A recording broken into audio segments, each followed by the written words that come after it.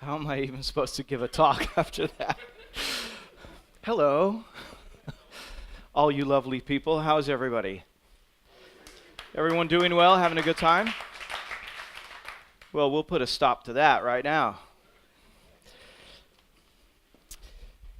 Who am I? I'll just tell you. Well, you already learned about my family. I'm a designer at Who Codes. That's it. Just 2 months ago, I started working at this auction website called Catawiki, and we're hiring. So if you fancy living and working in really shitty weather, then you can go to the Netherlands and work with us. I wrote this book called Responsive Design Workflow. Anyone read it? Oh my God, you all have to read it. It's like the best book that was ever written by anyone, ever. Okay? Sometimes I get sarcastic on Twitter, and I hardly ever blog. So that's me. I'm going to have some fun because I'm going to make fun of everybody's pet CSS methodology here. So we're going to play a little game. It's called Guess the CSS Methodology. Ready? Do we have any like background music or anything like that? This one. Call it out. Smacks. Yes. Good. What about this one?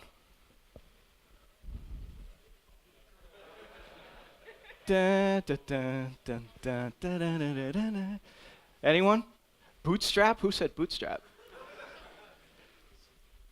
No one? Yes. Very good. OOCSS. And this one? Oh, what gave it away? All those underscores? Okay. What about this one?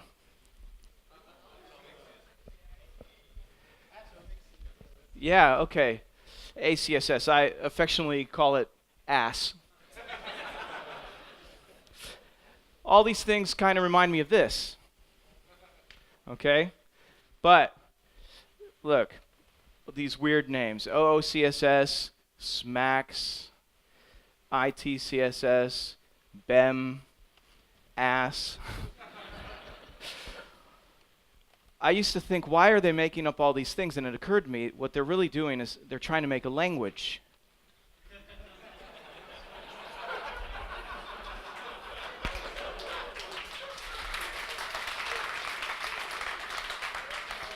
All right, we're all friends here, right? You've all been drinking. So don't be offended. This is kind of lighthearted. I am making fun of these methodologies in a sense, but hopefully you'll understand why. And I'm doing it with a wink and a little bit lighthearted. So nothing's wrong with tools inherently. It's how we use these tools that can be a problem. And I want to take a closer look at that. So first of all, why are there so many of these different frameworks and methodologies and things like that? It's because different people are solving different problems. Okay, so if we look at OOCSS with roots in Yahoo and later at Facebook, SMAX, Yahoo, and then Shopify, BEM at Yandex, these problems are not necessarily your problems. And if there was one framework or methodology that was really good for every project, then we would only have one. So we have all these different ones. Okay, so and what I tend to think is that a lot of these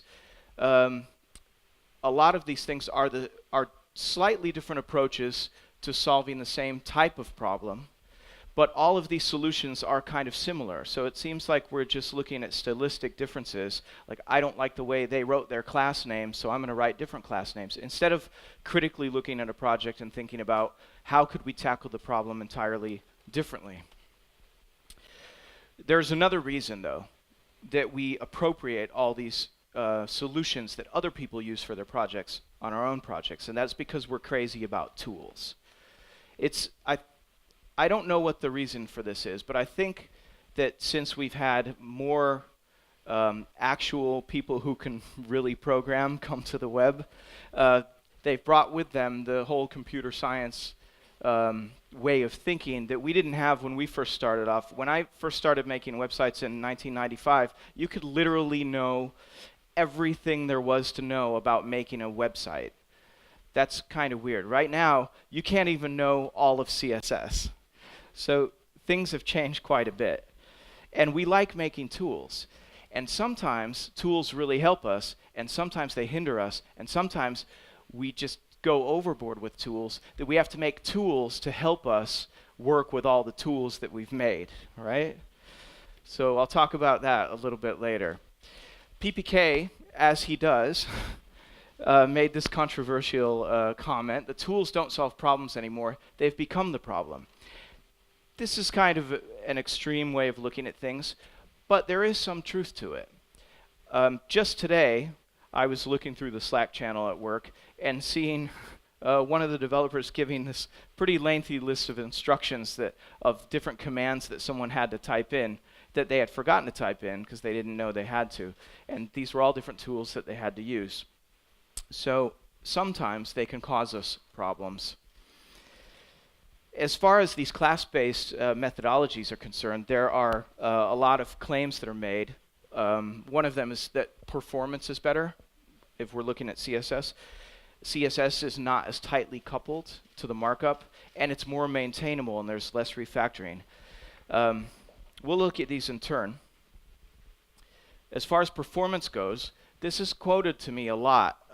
People who say, we're using BEM or whatever methodology because it's just faster. It's faster for the browser. I don't know a whole lot about performance. I know some things, but I know Steve Souders, and he knows a lot about performance, and he said this: for most websites, CSS selectors, optimizing CSS selectors is not going to really solve any performance problems. And he wrote this to me as well. If you had 20,000 DOM elements and 200 complex selectors, maybe, could be bad. If you had 2,000 DOM elements, 2,000 complex selectors, could be bad. But most websites only have 900 DOM elements and about 50 complex selectors. So optimizing those 50 complex selectors is not going to give you enough return on investment for that optimization. And then the second argument is tight coupling. The argument is this: if I were to write this kind of selector, it kind of mirrors the structure of the HTML. That's what people call tight coupling, because that means that it's always got to be an li within a nav, okay? So if I were just to use a class, is the argument, then it's not tightly coupled. You could apply that class to any element. These styles could be applied to any element. So how is this not coupled to the markup? What we do here, and I'm being a little bit facetious, but we have this class, and we have those classes there. We have the class in two different places. So instead of just having an arbitrary document that we can write any selector for and it will apply to that document, we have to make sure that our classes are in both places. If we want to override this style, let's say for one of those list items, we'd have to write another class and then go into the markup and apply that class to the particular list item. So it's not necessarily less work. It just somehow makes us feel a little bit cleaner. Another argument is that we have to refactor less refactoring. But now HTML is your closet. So you know when your parents-in-law are coming over and everything's a mess in your house, and suddenly you just pick up all your shit and throw it in the closet? That's what you're doing now, putting all your stuff into the HTML. So it's if you have things that refer to styles in your HTML, then you're using both HTML and CSS to style your documents as opposed to just CSS. So one thing, did anyone notice those methodologies that I showed in the beginning? Did you see something familiar or similar in all of them? I didn't show any CSS. They're all just HTML. They're all methods of putting style into your HTML. And we have a method for doing that. CSS. You can write these selectors. We don't have over 30 selectors for no reason. So now you can do all your refactoring in your HTML. but at least it's not in your CSS. Why would people be more willing to refactor HTML than they are to refactor CSS, even though nowadays our HTML is split up into all these different components, all these different modules. So when you want to change things, you might have to go into several different places. And if you want to change your CSS, that's often more concentrated nowadays. So why do people want to do that? Well, there's a pretty simple reason, and that is that once CSS has sat there for a while, it's kind of like food that's sat there for a couple days or a couple weeks. No one wants to touch it because they're afraid of what will happen when they do. Okay? So that's why people don't want to touch the CSS, because they think if I change one of these styles, it's going to have an effect somewhere and I don't know what that somewhere is. Well, why don't we know where that somewhere is? That's something we need to take a look at. So instead of just looking at the fact that changing CSS might change something somewhere else, that's true. Why is that so? It might have had to do with the way we write CSS. It might have to do with the fact that a lot of people who write CSS don't actually know really how to write CSS very well. A lot of people. Some possible problems I see with these approaches is we're trying to approach CSS as if it's a programming language. Bert Boss, who's one of the two, I guess you could say, fathers of CSS, once said that if you want to use a programming language, use a programming language, which is why we have preprocessors and why preprocessors are so interesting, because someone said, hey, CSS doesn't do everything I want it to, and I program Ruby, so I'm going to make something in Ruby so that I can do all these things that I would rather have that CSS does. And that's a great thing to do. A preprocessor does something that CSS doesn't. So instead of trying to change the way we write CSS and make it into, use it in some kind of programming language paradigm, we're using a programming language to do all the stuff that we want to do. So this, I thought this was fun. Tom Morris said that one of the lies that programmers believe is that CSS can be object-oriented or functional rather than a declarative rules language with a moderately complex inheritance model. Which is entirely true. If it's a car, it's kind of weird to want it to fly. You know, that's what airplanes are for. So we're trying to do this, right? These paradigms don't fit with CSS. I've seen popular articles about that if you have a long selector, it's the same thing as having a really, really nested if statement. No, it's not, because it's not a programming language and it's not a nested if statement. Okay, so most of the class-based methods solve problems that we made in the first place. So I'll give you some examples of that. If you have something like this, which might be hard to see, but you, because I blurred it out, but just protecting privacy here, just referring back to the first talk. Protecting this person's privacy. You've got this little component here. It's a person, they've got a little avatar, and they've got some contact information. But on another page, you've all had to deal with this type of thing. You have one component that's got different information and a different display on different types of screens or pages, right? So this is how I normally write that. I'm going to show you and be very ashamed about how I would write this. It's not BEM, really. I don't know what it is. It's just I've got one class that has like the things that are common in between all versions of the component, and then I have two different overrides. What is that called? Does that follow one of the popular things? Anyone? Modifier.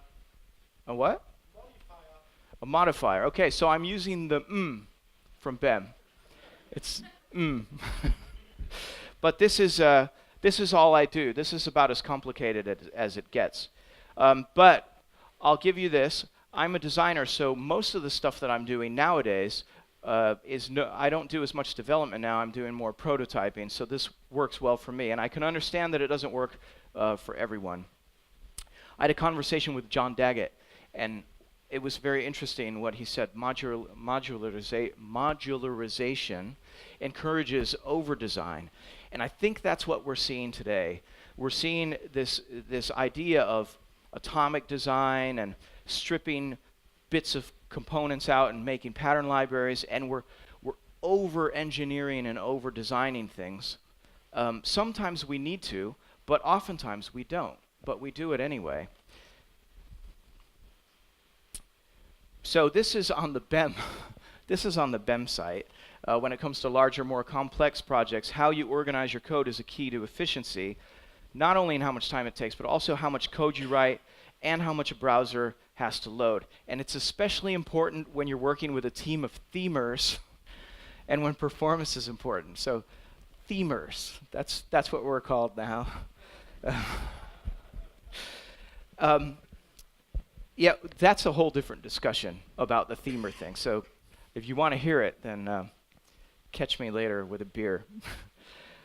The class-based methodologies will not solve your organizational problems like the BEM, what was just in this quote here, how to work with themers and things like that. We're writing code, we're coming up with ways of working with things like CSS to try to make the communication better between different people who work on a team. But technology is not always the solution to your communication problem. Sometimes a designer and developer just have to sit down together, or I'm sorry, a themer and a developer just have to sit down together and work something out. So they won't solve all of that. Another problem I see is that we're teaching people that these methods are the correct approaches to writing CSS when they are some approaches, but not necessarily the correct approach. So this kind of question you get on Stack Overflow. These are newcomers to our industry who we should be helping to learn the basics, and they're learning Bootstrap first, and then they're asking questions about Bootstrap. A CSS question about a framework is infinitely harder to answer because you have to then dive into the framework and see what that's doing. But if they had just asked, how do I absolutely position this thing, then I think all of us would be able to give them an answer. So we're creating abstraction layers for ourselves to make things easier during projects, and at the same time, we're creating this kind of barrier, this abstraction barrier between newcomers to the industry and actually being able to learn the technologies that matter, the technologies that are changing but don't change at the basic level. CSS is backward compatible. The stuff that works in browsers now is not going to change unless it's the experimental stuff. If we learn that, that's a basis that you'll always be able to take with you. Tomorrow, it might be Footstrap instead of Bootstrap, you know? And all that effort that you put investing in learning this and not learning CSS might be, you might not have as much benefit from that as you would learning CSS. And this is another problem. We keep needing more and more and more on all the projects we do. Does anyone feel this at all? Or you're like, no, it's okay. I don't mind all the tools. I used to write CSS. I used to just write some CSS. But now I wanted a preprocessor, right? And then I wanted something to do layout calculations for me, so I started using Suzy. And I wanted to auto-prefix because I didn't like doing all that stuff by hand. And I want to minify it all because, you know, there's a lot of stuff in there. It needs to be compressed and performant. And then I need grunt because I don't want to do all that by hand. So in order to do that, I have to install Node.js and NPM. And then whatever. Now I use Ruby, so I need dependency, management, so I do bundler, and then you need all these other dependencies. So by the time you're done, you've got this whole scaffolding of stuff. And I know that someone will say, well, I have a script, and all I have to do is run that script, and it does all that stuff for me, and I use Bower and Yeoman and all that kind of stuff. That's fine, but when I see, when we need to make a quick prototype for something, and I see someone spending 3 days installing all the dependencies so they could start working on a prototype for their single page application when they would have been done in 2 hours with a little bit of CSS and HTML, I start to ask some questions. And we always want the one thing that'll work for every project. Because you know that when Grunt came out, everyone was like, Grunt! And then Gulp came out, and they're like, Gulp! And then there were some people who were like, no, Grunt? and and there's this whole thing, and I'm not quite as technical as some of you, so I'm like, what is the difference exactly? And I'm asking people, and there's always this feeling that I have that I'm choosing the wrong thing. I'm doing something wrong, because there's always someone. Developers are not the least opinionated people in the world, right? So if I say, well, I'm using Gulp, why are you using Gulp? That's stupid. You should be using Grunt. And then I talk to the next person. That's stupid. Don't use Gulp. Don't use Grunt. So you don't know what's right. You don't know what to do. And then you end up making your own, right? One of the things that people say is all this stuff, like BEM and everything, that works because it's large scale and it's complex. And that, like it's a good thing. But large scale and complex, we used to call that enterprise. This is the people who brought you Microsoft Word. But all of us are right. We're all working on our own projects. And I've done this. I've done this kind of thing. So that my clients who knew a little bit of HTML could do a little bit of layout in their site. I probably shouldn't have done it, but I did it. So I do things I'm guilty about, and I'm sure you do too. I think Harry Roberts has this thing he calls shame.css. It's all the CSS that he's ashamed about, and his is probably about that big. Mine's like that big, You do things in projects because projects are really, really messy. That's just how it works. But these are all real problems. We're all trying to solve them really well. The point I'm making, I actually have no conclusion about what's right and what's not right. The only thing that I would encourage people to do is to think critically. I think I've seen a lot of projects where people aren't thinking. They just use that whole framework because they use that on the last project, or because someone else uses it, or because some big name says that you should use it. That's not a reason to use something. Why not look at your project critically and think, what do I actually need to complete this project? It's okay if it's different than the last time. You don't have to have complete consistency for every single project if there are different types of projects. Okay, so here are some thoughts I have. Inheritance, it's powerful. Are you sure you don't want it? A lot of these class-based methodologies are based on the fact that CSS has global scope. That's a programming term, right? Of course it has global scope, because the whole power of CSS is two things, the cascade and inheritance. Those are two very powerful things in CSS. If you don't use the C in CSS, it's just, you're missing a lot of the powerful stuff that CSS has to offer. So you have the power to, I don't know if you've ever worked on, anyone ever done print design here? Yeah? Okay, so you're in a desktop publishing program, and you can change one thing and all those styles change everywhere, right? That's a pretty powerful thing. That's what we have in CSS. So why would we want to give that up by isolating everything?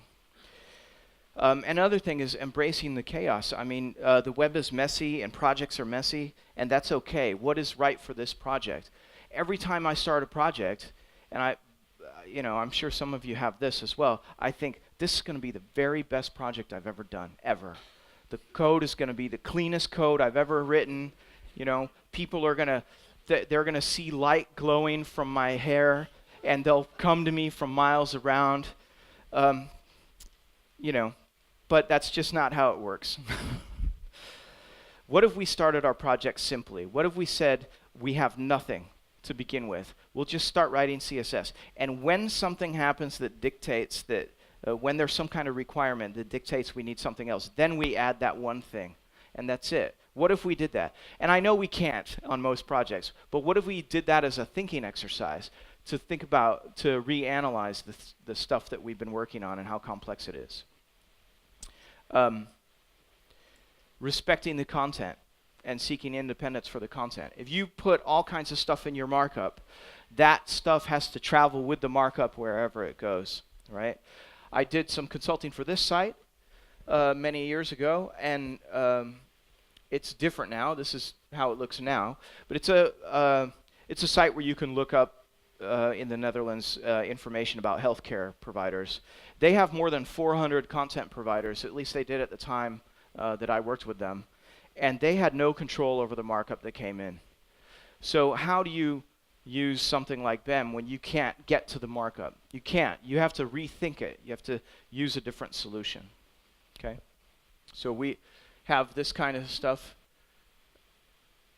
This is pretty dependent on each other. What happens when you remove those classes? You know, the unordered list is crying for its mommy. You know. So this was an interesting presentation. I have to hurry up. I have 3 seconds. This was a good presentation, if you get a chance to see it, about how you can do all the same stuff that you would do with all those classes in your HTML, but without using those classes, using preprocessors. Very interesting. Someone took a different look at the problem. Instead of thinking about my style of writing classes, someone thought, hey, maybe we shouldn't write classes at all. We'll solve it in a different way. I like that kind of thinking. Hayden Pickering with his axiomatic CSS. Write CSS that kind of works in many different situations, regardless of other styles. And refactoring is a good thing. None of us write perfect code the very first time, except for Bruce. Ron Jeffrey said refactoring isn't rework. It's part of the work. It's revision. Okay, so it's not doing the work over. I think this is a really interesting thing. The whole idea of maintainable CSS often is talked about as if you never want to touch the CSS again. That's not maintaining it. That's never touching it again. Okay. And documentation. If you want to improve communication, like Charlotte mentioned in a talk, that, you know, tell people what they need to do. Maybe part of the problem with designers and developers not understanding the CSS is because people, not only did they not write it correctly, but probably they didn't write anything about it. So you have no idea what's going on. So maybe write some documentation. That's usually a good thing. Even BEM has documentation. It's not very good, but it's there. You know, they explain it, right? This is something I like to use for documentation because it encourages you to actually write prose and not just put in like npm install whatever ASCII doctor. It's really, really good, and you could it just generates this kind of thing with a table of contents and everything for you.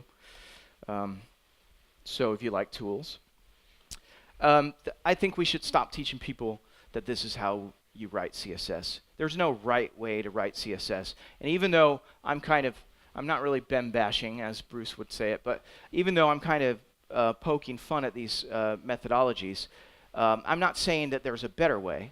Those are good for the certain types of projects, but there's no right way to write it. So maybe it's time for us to stop telling people that it is. CSS and HTML are difficult enough. As a matter of fact, I've yet to meet a developer that knows all of HTML and all of CSS. Not one. So, except for Bruce. Keep things simple, respect the content, and think critically. Thank you.